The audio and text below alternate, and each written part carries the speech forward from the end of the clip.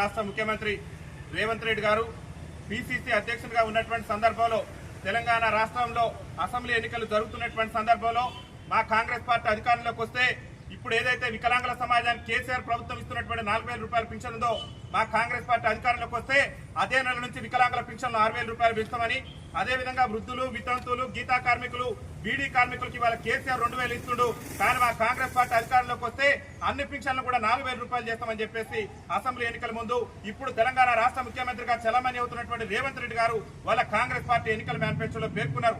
అధికారంలోకి వస్తే అదే నెల నుంచి వికలాంగుల సమాజానికి 6,000 రూపాయలు ఇస్తాం, వృద్ధులు, వితంతులు, గీతా కార్మికులు, బీడీ కార్మికులందరూ కూడా 4,000 రూపాయలు ఇస్తామని చెప్పేసి కాంగ్రెస్ పార్టీ ఎన్నికల మేనిఫెస్టోలో పేర్కొని ఇవాళ రాష్ట్ర ముఖ్యమంత్రిగా బాధ్యతలు చేపట్టి ఏడాదిన్నర పాలన పూర్తయినా కానీ ఈ యొక్క చేయుత పింఛన్దారులకు ఇచ్చినటువంటి హామీని నెరవేర్చినటువంటి రాష్ట్ర ముఖ్యమంత్రి రేవంత్ రెడ్డి గారి తీరు నిర్వర్తిస్తూ ముఖ్యంగా వికలాంగుల సమాజాన్ని కూడా తెలంగాణ రాష్ట్ర ముఖ్యమంత్రిగా రేవంత్ రెడ్డి బాధ్యతలు చేపట్టిన నాటి నుంచి కూడా వికలాంగుల సమాజం పట్ల అడుగడుగున వివక్ష ప్రదర్శిస్తున్నాడు.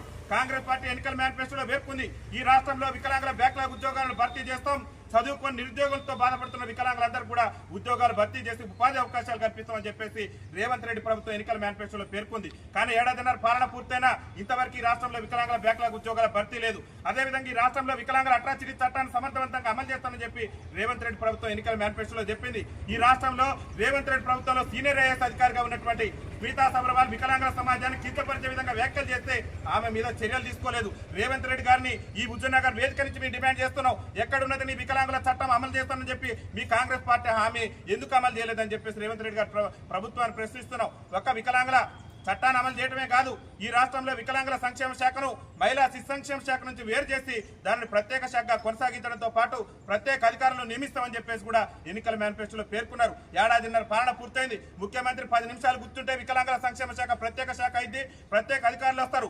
రేవంత్ రెడ్డి గారే చెప్పింది, కాంగ్రెస్ పార్టీ చెప్పింది వాళ్ళ అభయాస్త్ర మేనిఫెస్టోలో కాంగ్రెస్ పార్టీ అధికారంలోకి వస్తే వికలాంగులందరికీ కూడా 100% రాయితీతోని ఉచిత రవాణా సౌకర్యం కల్పిస్తానని చెప్పేసి ఎన్నికల మేనిఫెస్టోలో పేర్కొన్నారు. మరి ఎడిపోయింది రేవంత్ రెడ్డి గారు? ఇలా మా మహిళా అక్కలకు, మా మహిళా చెల్లెలకు ఉచిత రవాణా సౌకర్యం కల్పించిన రేవంత్ రెడ్డి గారు ఈ తెలంగాణ రాష్ట్రంలో దుర్భర జీవితాలు గడుపుతూ బతుకు జీవుడు అంటూ కాలం వెళ్లదీస్తున్న మా వికలాంగుల సోదరులకు ఎందుకు మీరు ఉచిత రవాణా సౌకర్యం కల్పించలేదో ఇవాళ తెలంగాణ వికలాంగుల సమాజానికి సమాధానం చెప్పాలి. ఇవాళ అడుగడుగున రేవంత్ రెడ్డి గారు ప్రభుత్వం ఇచ్చినటువంటి హామీలను విస్మరిస్తున్నటువంటి నేపథ్యంలో ముఖ్యంగా చేయుత పింఛన్దారులకు మీ పింఛన్ పెంచుతాం, అధికారులకు వస్తే అదే నెల నుంచి పెంచుతామని చెప్పేసి హామీ ఇచ్చి హామీని నెరవేర్చుకుంటే ఈ రాష్ట్రంలో ఉన్న ప్రతిపక్ష పార్టీలు బీఆర్ఎస్ కానీ, ఏరే సిపిఎం కానీ, సిపిఐ కానీ ఇతర పార్టీలు ఎవరు కూడా భారతీయ జనతా పార్టీ జాతీయ పార్టీ అయినటువంటి జాతీయ పార్టీ కూడా ప్రశ్నించినటువంటి సందర్భంలో వికలాంగుల గొంతుగా, వికలాంగుల ఆత్మ బంధువుగా గౌరవశ్రీ మందకృష్ణ మాది గారు ఏడాదిన్న పాలన పూర్తయింది. రేవంత్ రెడ్డి గారు నువ్వు మా వికలాంగుల సమాజానికి, మా వృద్ధులకు, మా వితంతు సోదరులకు, మా ఒంటరి మహిళల అక్కలకు ఇచ్చినటువంటి హామీ ఏమైందని చెప్పేసి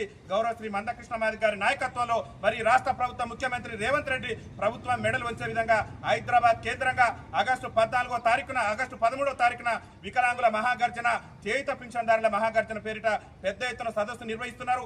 ఈ సదస్సును విజయవంతం చేయడం కోసం లక్షలాదిగా మనం హైదరాబాద్ తరలి వెళ్లవలసినటువంటి బాధ్యత మన వికలాంగుల సమాజం మీద ఉంది. ఈ క్రమంలోనే ఈ నెల